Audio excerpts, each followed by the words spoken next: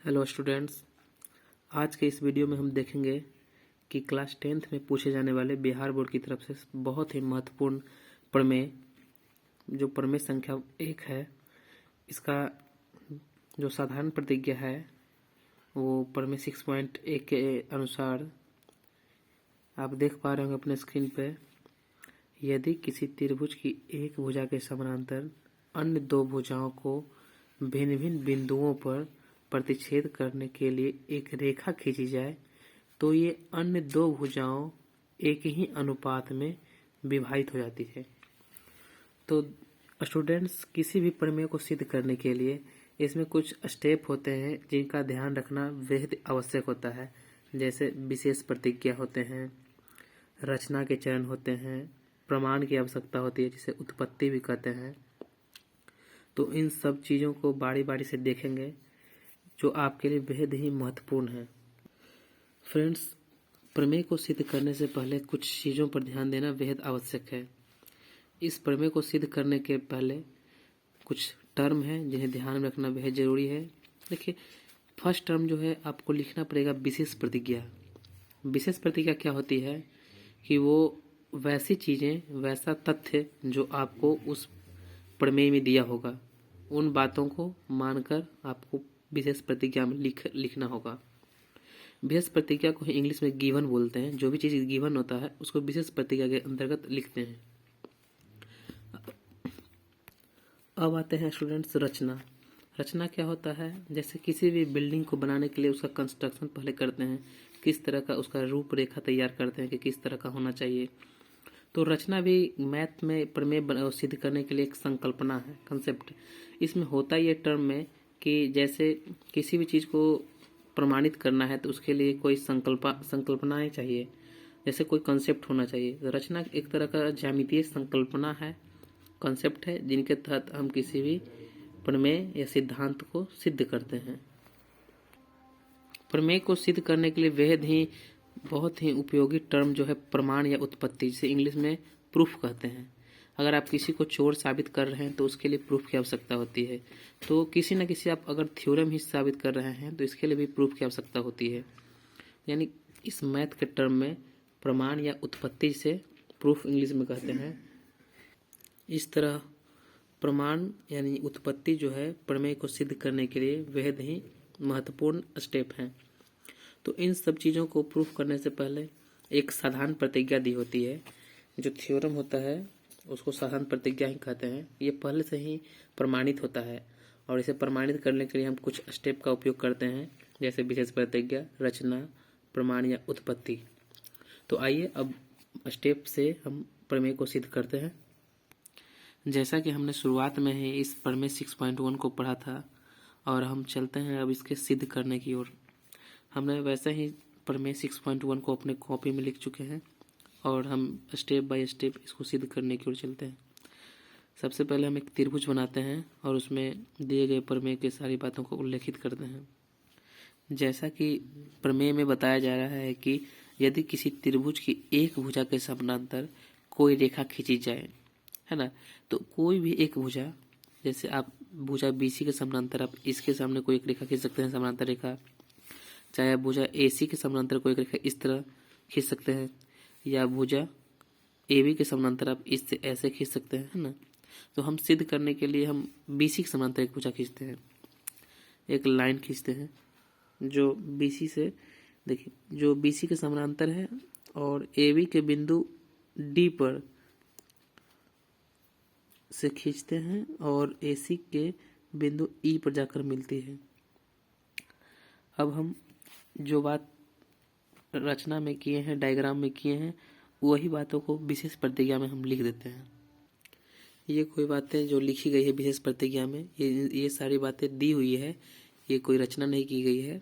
इन सारी बातों जो प्रमेय में दिया गया है उन्हीं बातों को हमने लिख दिया है कि ABC एक त्रिभुज है जिसकी भुजा BC के समानांतर एक रेखा D खींची गई है जो AB के बिंदु D, है ना, AB के बिंदु D पर और AC के बिंदु E पर से होकर जाती है ना। तो हम सबको सिद्ध करना है कि क्या जो रेखा खींचा गया है वो जो बिंदु भुजा AB के D पर और भुजा AC के ई पर कटा है, वो ये भुजा दोनों भुजा है, उस दोनों भुजा को एक ही अनुपात में बांटता है, यानी बराबर अनुपात में बांटता है। यानी हमें सिद्ध ये करना है कि ये जो AD है और DB है, ये दोनों का जो रेशियो होगा, अनुपात होगा, वो उतना ही होगा जितना AE और EC का अनुपात होगा। तो हमें सिद्ध क्या करना है, हमें सिद्ध ये करना है कि AD बटा DB का जो अनुपात होगा वो AE और बटा EC के अनुपात के बराबर होगा। अब चरण है कि इसमें कुछ हम रचना करेंगे। एक रचना स्टेप होता है जो आपको हम बताए हैं, उसी एक रचना स्टेप में हम क्या करेंगे जो अब देखिए। रचना में हम ये करेंगे कि जो बिंदु D है, बिंदु D, इस बिंदु D से सामने वाली जो भुजा है AE, उस पर एक लंब डालते हैं परपेंडिकुलर, है ना, DM। इस बिंदु का नाम देते हैं M, जो AE पर बिंदु M पर मिल रहा है। और बिंदु E से भुजा AD पर EN लंब डालते हैं, है ना, बिंदु E से भुजा E पर EN लंब डालते हैं। और फिर क्या करते हैं कि D से C को मिला देते हैं। अब यही सारी चीज़ों को हमें रचना में लिख लेना होता है। जो सारी चीज़ें हम रचना में की है वही सारी चीज़ों को हमने रचना में लिख भी दिया है। लिखा कि बिंदु D से भुजा AE पर DM लंब डाला, है ना, बिंदु D से भुजा AE पर DM लंब डाला, और फिर बिंदु E से भुजा AD पर EN लंब डाला। इन्हीं बातों को लिख दिए और D से C को मिला दिया। अब सबसे महत्वपूर्ण स्टेप होता है प्रमाण। किसी भी चीज़ को सिद्ध करने के लिए या उसको पारदर्शिता लाने के लिए उसमें सबूत का होना बहुत ज़रूरी है। तो हम प्रमाण बहुत ही आवश्यक स्टेप है। तो अब प्रमाण में हमें क्या लिखना होगा? प्रमाण में हमें उन्हीं तथ्यों को लिखना है जिन तथ्यों को लिखने से हम यह साबित कर पाएँ कि यह प्रमेय सर्वमान्य है, यानी प्रमेय सही है। तो आइए प्रमाण में हम स्टेप बाय स्टेप लिखते हैं। प्रमाण में जाने से पहले हम देखते हैं त्रिभुज ADE में।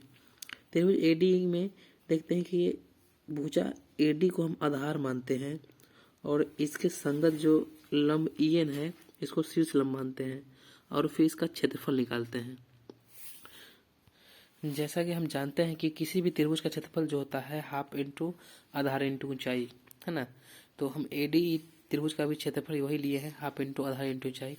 लेकिन इस बार हम जो त्रिभुज ADE ले रहे हैं, ADE, इसमें हम आधार लिए हैं AD और ऊंचाई लिए हैं EN, है ना। तो इसी चीज़ को हम लिखते हैं। त्रिभुज ADE का क्षेत्रफल क्या है? 1/2 गुने आधार को लिए हैं AD और गुने ऊंचाई लिए हैं EN, है ना। और इसको हम समीकरण 1 मानते हैं। अब आते हैं त्रिभुज इस त्रिभुज में, त्रिभुज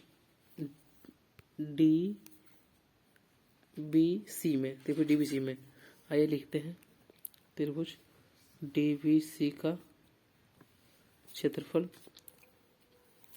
इस बार त्रिभुज DBC में भी आधार लेंगे DB और ऊंचाई जो होगा ना, इस भुजा DB को ही बढ़ाने पर ये जो भुजा बन रही है उसी के संगत ऊंचाई, क्योंकि इसमें तो कहीं ऊंचाई दिख नहीं रही है, तो त्रिभुज के बाहर भी जो संगत ऊंचाई होती है वही उस त्रिभुज की संगत ऊंचाई भी मान सकते हैं ना। तो जैसे हम आपको एक बताते हैं, जैसे हम ये बताते हैं कि ये अधिक कोण त्रिभुज है ना, ऑब्ट्यूस एंगल ट्राइंगल। इसमें क्या है कि इस त्रिभुज में आप जो है लंब, शीर्ष लंब नहीं खींच सकते हैं, लेकिन इस त्रिभुज के बाहर में भी एक शीर्ष लंब खींचते हैं, परपेंडिकुलर जो डालते हैं। वो त्रिभुज में है, अंदर नहीं है, लेकिन त्रिभुज के बाहर है, लेकिन इसी त्रिभुज का माना जाता है।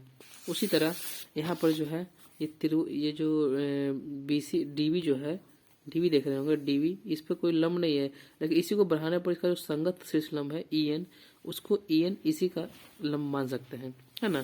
तो त्रिभुज DB इसका क्षेत्रफल क्या होगा? 1/2 उन्हें आधार मान लेंगे DB और संगत शीर्ष लंब जो है EN ही रखेंगे, ठीक है ना। अब इसको मान लेते हैं समीकरण 2। अब देखिए क्या करना है।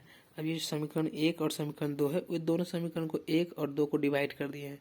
त्रिभुज ADE का क्षेत्रफल बटे त्रिभुज DB इसी का क्षेत्रफल, डिवाइड मतलब बटम ले आए हैं। देखिए त्रिभुज ADE का जो क्षेत्रफल था क्या? 1/2 गुने AD गुने EN, वही लिखते हैं 1/2 गुने AD गुने EN। अब बटम है त्रिभुज DBC का क्षेत्रफल, DBC से क्या है? 1/2 गुने DB गुने EN, तो वही 1/2 गुने DB गुने EN लिख दिए। और क्या करते हैं, इसको काटते हैं, हाफ से हाफ साफ हो गया और EN से EN चला गया। यहाँ बचा क्या, AD बटा DB, और इसको हम समीकरण 3 मान लेते हैं। इसी तरह हम फिर से त्रिभुज ADE में चलते हैं। ADE में इस बार पिछला बार बेस AD को लिए थे आधार, अब AE को लेंगे, है ना, और इसका जो लंब होगा संगत सिस्टम DM, है ना। तो इस तरह देखिए हम पहले ही लिख चुके हैं कि त्रिभुज ADE का जो क्षेत्रफल है वो हाफ गुने, और आधार AE लिए है इस बार, AE, है ना, AE, और संगत शीर्ष लंब जो है DM, है ना। तो हाफ गुने आधार गुने DM, है ना, ऊंचाई DM है। और फिर वही त्रिभुज DEC में, नीचे में जो त्रिभुज देख रहे हैं DEC, है ना, इस त्रिभुज क्षेत्रफल निकाला है। तो इस त्रिभुज का भी क्षेत्रफल वही आधार लिए है EC और फिर संगत शेष लंब लिए है DM, है ना। तो आप इसका देखिए हाफ गुने आधार EC और DM, है ना, तो हाफ गुने आधार गुने ऊंचाई। अब क्या करते हैं कि समीकरण 4 और समीकरण 5 को क्या करेंगे, डिवाइड करेंगे। त्रिभुज ADE और का क्षेत्रफल और DEC का क्षेत्रफल को डिवाइड कर रहे हैं, मतलब बटा में आ गया है। तो 1/2 गुना AE, 1/2 से 1/2 साफ हो गया, DM से DM से साफ हो गया, यानी यहाँ AE बटा EC बचा, है ना। इसको समीकरण मान लेते हैं 6, है ना। अब करते क्या है कि क्लास 9th में एक थ्योरम पढ़े ये थे, देखते कि अभी हमने माना था कि D जो है BC के समानांतर खींचे हैं, है ना। और कोई भी दो को समानांतर रेखा खींचते हैं तो उसके अंदर जो त्रिभुज बनता है, जैसे कि दो समानांतर रेखा खींचते ये और ये, है ना, और इसके अंदर दो त्रिभुज बनता है ना, एक ये, है ना। और मान लीजिए कि जैसे हम समझते हैं कि अगर कोई दो पैरेलल लाइन है, समानांतर रेखा, जैसे हम त्रिभुज में ही है ना, ऐसे ऐसे और ऐसे खींचा हुआ, है ना। तो ये DE था, है ना, और ये BC, है ना। तो D से C को मिलाए थे, तो देखिए दो समानांतर रेखा है D और BC, है ना, ये दोनों समानांतर है आपस में। तो कोई भी दो समानांतर रेखा होता है और उसके बीच में जो त्रिभुज बनते हैं, जैसे त्रिभुज DBC और त्रिभुज DEC, तो कोई भी दो त्रिभुज बनते हैं दो समांतर रेखा के बीच में, तो ये दोनों त्रिभुज का जो एरिया होता है वो इक्वल होता है ना। यानी त्रिभुज DBC और त्रिभुज DEC दोनों का जो एरिया होगा वो इक्वल होगा। क्यों, ये दोनों DE और BC समांतर रेखा के बीच में बना हुआ है। तो यही चीज को हम लिख लेते हैं। जो बात हमने अभी कही वही बातों को हमने लिख लिया कि चूंकि हम जानते हैं कि दो समानांतर रेखाओं के मध्य बने दो त्रिभुजों का क्षेत्रफल समान होता है, इसलिए यहाँ पर देखिए जो दो त्रिभुज बन रहे हैं, त्रिभुज DBC और त्रिभुज DEC, ये दो को समानांतर रेखा D और BC के बीच में बन रहे हैं ना। तो इस कारण से ये त्रिभुज DBC और DEC क्या होंगे, इक्वल होंगे, बराबर होंगे। वही चीज हम लिख लेंगे कि त्रिभुज DBC का क्षेत्रफल जो होगा त्रिभुज DEC के क्षेत्रफल के बराबर होगा। अभी सिद्ध हुआ कि त्रिभुज DBC का जो क्षेत्रफल है त्रिभुज DEC के क्षेत्रफल के बराबर है। तो समीकरण 6 में हम त्रिभुज DEC का क्षेत्रफल की जगह त्रिभुज DBC का क्षेत्रफल लिख सकते हैं, क्योंकि DEC का क्षेत्रफल है DBC के बराबर है, तो हम तो लिख ही सकते हैं। तो हम आइए लिखते हैं। तो स्टूडेंट हम यहाँ पर लिख चुके हैं ना। तो अब देखते हैं कि समीकरण 7 और समीकरण 3 का तुलना करते हैं। समीकरण 3 में देखिए आप कि ADE का क्षेत्रफल बटे त्रिभुज DBC का क्षेत्रफल, ADE का क्षेत्रफल बटे त्रिभुज DBC का क्षेत्रफल, DBC का क्षेत्रफल, और यहाँ भी ADE का क्षेत्रफल बटे त्रिभुज DBC का क्षेत्रफल, दोनों इक्वल है, यानी दोनों का LHS क्या है, इक्वल है। तो दोनों का LHS इक्वल है, तो समीकरण 3 एवं 7 से, समीकरण 7 से ये AD बटा DE, है ना, समीकरण 3 का जो RHS है AD बटा DB, और समीकरण 7 का जो RHS है AE बटा EC, ये दोनों इक्वल हो जाएंगे। अब ये दोनों इक्वल हो गए, तो इक्वल होने पर हमें सिद्ध करने के लिए क्या कहा गया था, हम लोग सिद्ध तो यही करना, AD बटा DB लाना था और AE बटा EC लाना था, और हमारा सिद्ध भी होकर AD बटा D और AE बटा EC आया, इसलिए हमारा थ्योरम क्या हुआ, प्रूव्ड हो गया।